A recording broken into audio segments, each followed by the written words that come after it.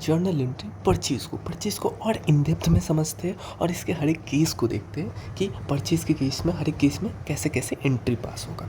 तो सबसे पहला आता है हमारा गुड्स और फिक्स्ड एसेट, कि कब गुड्स का परचेज़ करते हैं और कब फिक्स्ड एसेट का परचेज़ करते हैं, उस समय क्या जर्नल एंट्री पास करेंगे। तो गुड्स और फिक्स्ड एसेट के बीच में क्या डिफरेंस होता है, ये क्या होता है आप समझो। एक बिज़नेस है और ये बिज़नेस जो है मेडिसिन्स का है, ठीक है।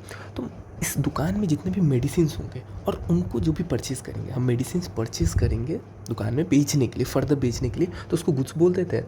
और जो भी फर्नीचर वहाँ पे है, जो भी फ्रीज वहाँ पे है, जो कि असिस्ट करता है, हमारे बिजनेस में हेल्प करता है, उसको फिक्स्ड एसेट बोलते हैं। तो ये बाइफर्केशन होता है। अब इसका जो परचेज़ करेंगे इसका एंट्री क्या पास होगा ये आप देखिए। तो सबसे पहला है कि परचेज़ गुड्स फॉर कैश। मान लो 10,000 का हमने गुड्स कैश में ख़रीदा है, तो परचेज़ का हमेशा याद रखना डेबिट बैलेंस होता है।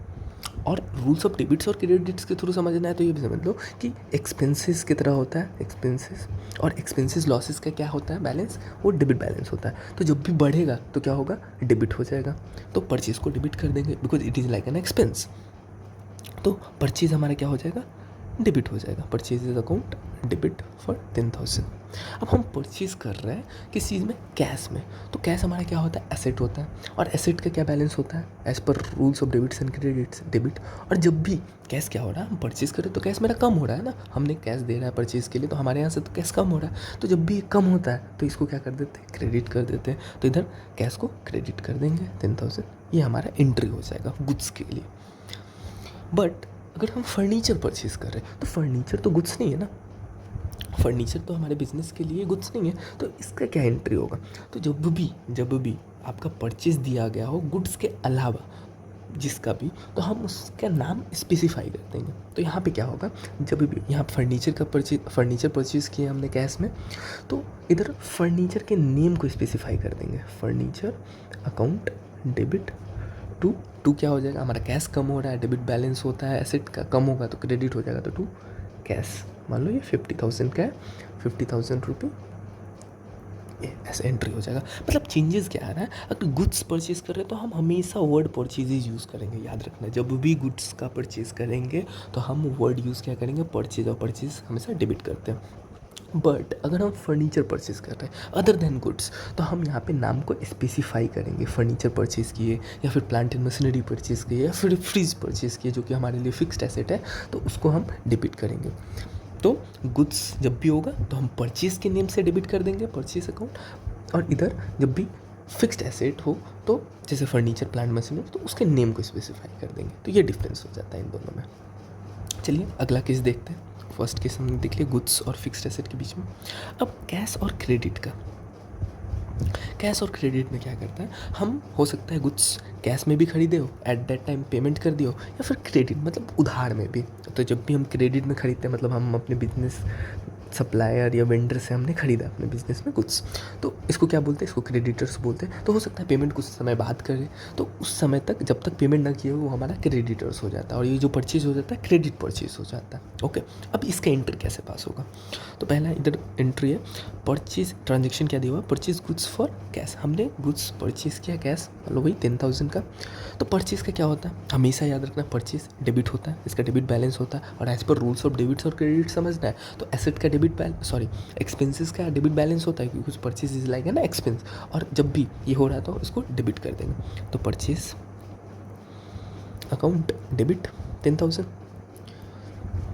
किस चीज़ में हो रहा है, फॉर कैश। तो कैश हमारा कम होगा, एसेट है कम होगा, उसका डेबिट बैलेंस होता है कम होगा, तो क्या हो जाएगा, क्रेडिट हो जाएगा टू कैश 10,000, ये हमारा एंट्री हो जाएगा।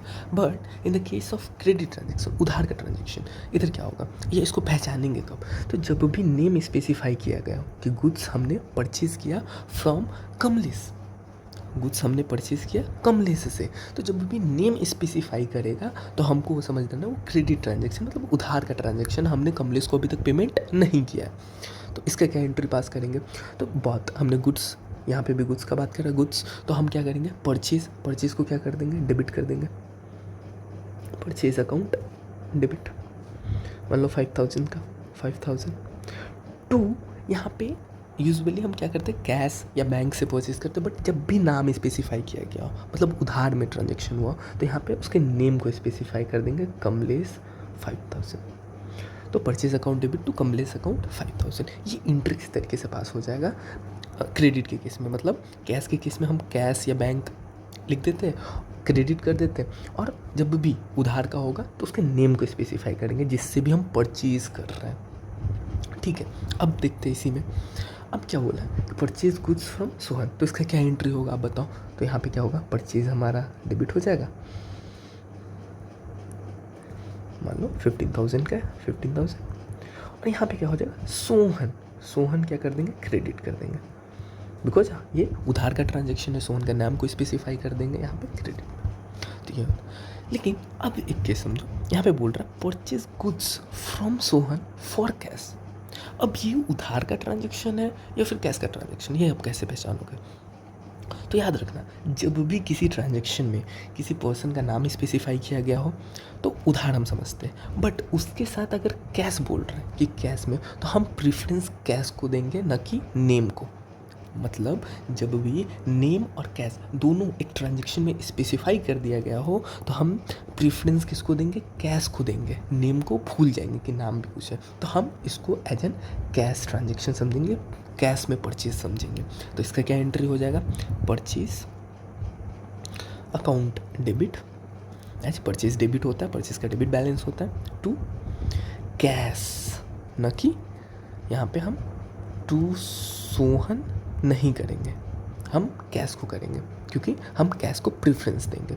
मान लो 10,000 का ये भी है तो 10,000 ये समझा होगा। तो इन समरी अगर परचेज में हो रहा है, अगर किसी भी ट्रांजेक्शन में कैश में लिखा हुआ है तो डायरेक्ट आप कैश या बैंक को प्रेफरेंस दोगे न कि नेम को। अगर नेम के साथ भी कैश और बैंक में लिखा हुआ है तो नेम को हम भूल जाएंगे, हम कैश और बैंक को प्रेफरेंस देंगे, हम बोलेंगे ये ट्रांजेक्शन कैश में हुआ है, परचेज कैश में हुआ है।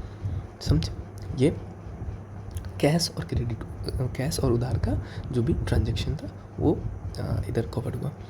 अब अगला केस क्या आता है, अगला केस आता है परचेज रिटर्न का। अब हमने क्या किया, हमने परचेज़ किया कुछ, हमने परचेज़ किया और क्या हो, कोई भी रीज़न से, मान लो वो डिफेक्टिव हो सकता है या फिर सामान सही क्वालिटी का नहीं है, तो हमको अब उसको रिटर्न करना है।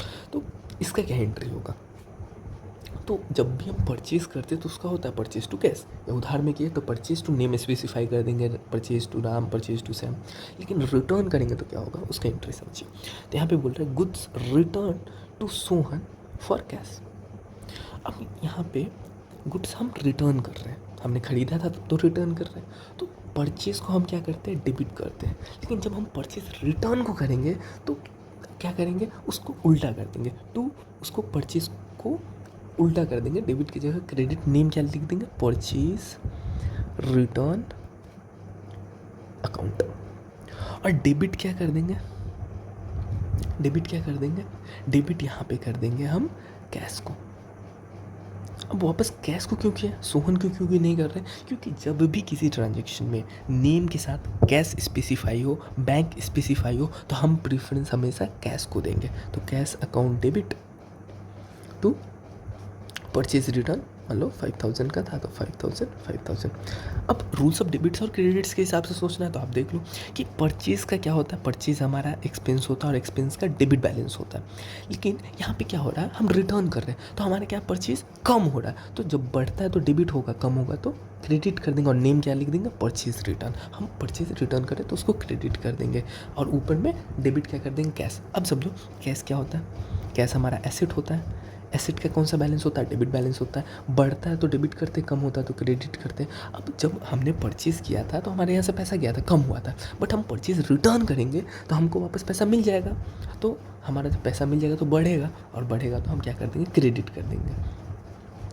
ठीक है, एसेट को डेबिट कर देंगे, एसेट का डेबिट बैलेंस होता है, और जब बढ़ेगा तो एसेट को डेबिट कर देंगे, मतलब कैश को डेबिट कर देंगे। ओके, अब यहाँ पे एक और ट्रांजेक्शन, सिंपली ट्रांजेक्शन ऐसा लिखा हुआ होगा कि गुड्स रिटर्न या परचेज, हमने गुड्स परचेज किया, देन रिटर्न फॉर कैश 16,000। तो इसका क्या एंट्री आप बनाओगे, तो परचेज रिटर्न हो रहा है तो परचेज को उल्टा, अगर सिंपली समझना है या ट्रिक समझना है तो परचेज को उल्टा कर दो, टू परचेज डेबिट होता है तो ये परचेज रिटर्न क्रेडिट कर दो 16,000 से। और किस चीज़ में, कैश में, तो कैश को डेबिट कर देंगे क्योंकि हमारा कैश बढ़ेगा। हमने जब परचेज़ किया था तो पैसा दिया था, अब हम परचेज़ रिटर्न करें तो बोलेंगे भाई पैसा मेरा दे दो, मेरा एसेट बढ़ेगा तो उसको डेबिट कर देंगे। तो कैश अकाउंट डेबिट 16,000 ये हो जाएगा। अब मान लो इधर क्या है, हमने गुड्स रिटर्न किया टू सोहन, हमने सोहन को गुड्स क्या किया, रिटर्न किया। अब यहाँ पे सिर्फ नेम स्पेसिफाई है, यहाँ पे सिर्फ नेम स्पेसिफाई, कैश और बैंक नहीं। तो हम प्रेफरेंस कैश और बैंक को देंगे नहीं क्योंकि है ही नहीं, तो यहाँ पे सोहन। तो अब क्या होगा आप समझो, गुड्स रिटर्न कर रहे हैं, सिमिलरली परचेज का उल्टा टू, परचेज रिटर्न कर दो, इसको क्रेडिट कर दो परचेज रिटर्न को, 6,000 का है तो 6,000। और यहाँ पे डेबिट क्या करेंगे, अब बताओ डेबिट क्या करेंगे, कैश और बैंक कर सकेंगे नहीं, क्योंकि यहाँ पे सिर्फ और सिर्फ नेम है, और जब भी नेम होता है तो हम नेम को यहाँ पे डेबिट कर देंगे, सोहन अकाउंट, सोहन अकाउंट को डेबिट कर देंगे। अगर यहाँ पे सोहन फॉर कैश होता है, purchase return to Sohan for cash 6,000, तो यहाँ पे हम कैश को यहाँ पे प्रेफरेंस देते और कैश को डेबिट कर देते। बट यहाँ पे नेम है तो हम नेम को डेबिट कर देंगे, और परचेज का उल्टा क्या होता है, परचेज रिटर्न होता है तो उसको क्रेडिट कर देंगे। तो ये तीन कहीं ना कहीं केसेस थे परचेज से रिलेटेड, जो मैंने समझाने का कोशिश किया आपको।